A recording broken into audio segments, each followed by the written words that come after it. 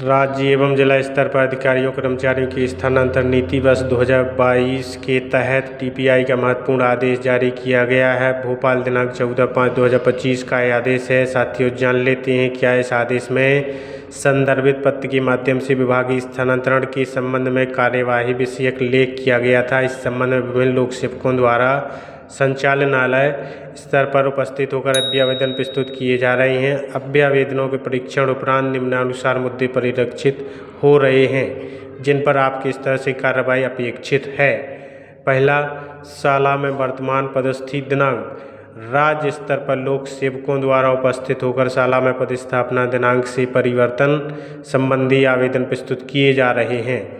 उल्लेखनीय है कि एजुकेशन पोर्टल 3.0 में समस्त लोक सेवकों की जानकारी प्रमाणीकरण विकासखंड शिक्षा अधिकारी के स्तर से किया गया है, फिर भी विसंगति की स्थिति है। अतः जिला एवं विकासखंड स्तर पर लोक सेवकों की शाला में पदस्थापना की दिनांक का परीक्षण कर यदि किसी लोक सेवक की पदस्थापना दिनांक में परिवर्तन है तो तथ्यात्मक दस्तावेज के साथ जानकारी उपलब्ध कराएं।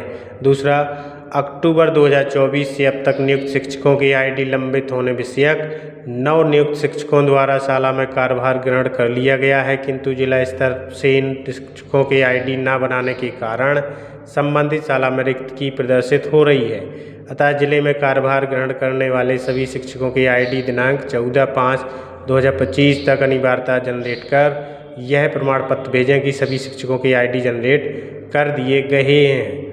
तीसरा, विषय परिवर्तन। ऐसे माध्यमिक शिक्षक जिनके विषय त्रुटिपूर्ण हैं उनके मूल नियुक्ति आदेश, पदोन्नति आदेश, नवीन संवर्ग में नियुक्ति आदेश एवं संबंधित की स्नातक उपाधि की अंक सूची के साथ संयुक्त संचालक को जिला शिक्षा अधिकारी द्वारा तत्काल उपलब्ध कराई जाए तथा संयुक्त संचालक द्वारा उनके नवीन संवर्ग के संशोधित आदेश जारी किए जाएं। तदुपरांत पूर्व का आदेश एवं नवीन संशोधित आदेश के साथ एक जारी सूची संचालनालय को तत्काल उपलब्ध कराई जाए। उच्च माध्यमिक शिक्षा के संदर्भ उल्लेखित आदेश एवं स्नातकोत्तर की अंक सूची के साथ संचालनालय को प्रस्ताव प्रेषित किए जाएं। चौथा, अन्य लोक सेवक के विषय का परिवर्तन। अन्य लोक सेवक के त्रुटिपूर्ण विषय के संबंध में प्राप्त आवेदन के संबंध में भी बिंदु 3 अनुसार कार्रवाई सुनिश्चित की जाए। पाँचवां, उच्च पद प्रभार। संयुक्त संचालक के स्तर से ऑफलाइन जारी किए गए समस्त आदेशों की ऑनलाइन प्रविष्टि सुनिश्चित करने के निर्देश दिए गए थे, किंतु संयुक्त संचालक के स्तर से प्रविष्टि नहीं की गई है। ऐसे अधिकांश प्रकरण भोपाल एवं ग्वालियर संभाग के सामने आए हैं। अतः समस्त संयुक्त संचालक ऐसे लोक सेवक जिनकी ऑनलाइन प्रविष्टि उच्च पद प्रभार के रूप में नहीं की गई है, उनकी जानकारी एक्सेल फॉर्मेट के साथ हस्ताक्षरित प्रति तत्काल उपलब्ध कराएं।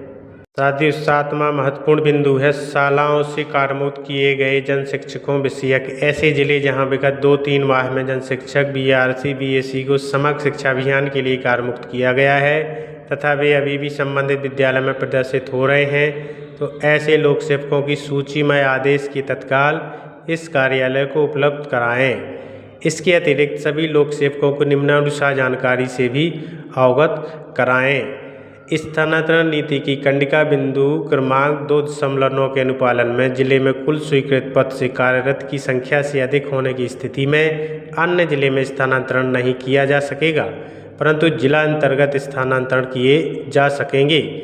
वर्तमान में प्राथमिक शिक्षक के लिए भोपाल, बालाघाट, सिवनी एवं नरसिंहपुर जिले में उक्त स्थिति है। यदि किसी के द्वारा उक्त जिलों की रिक्तियों को सम्मिलित कर लिया हो तो उन्हें एडिट करके पुनः आवेदन लॉक करें।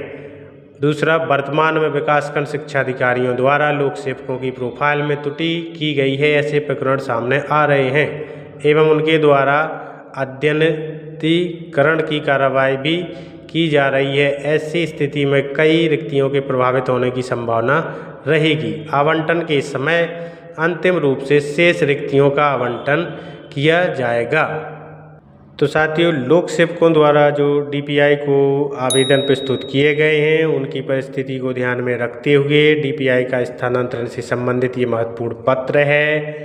ऐसे ही अपडेट के लिए बने रहें आपके अपने यूट्यूब चैनल टीचर पॉइंट पर। नमस्कार साथियों, जय हिंद, वंदे मातरम।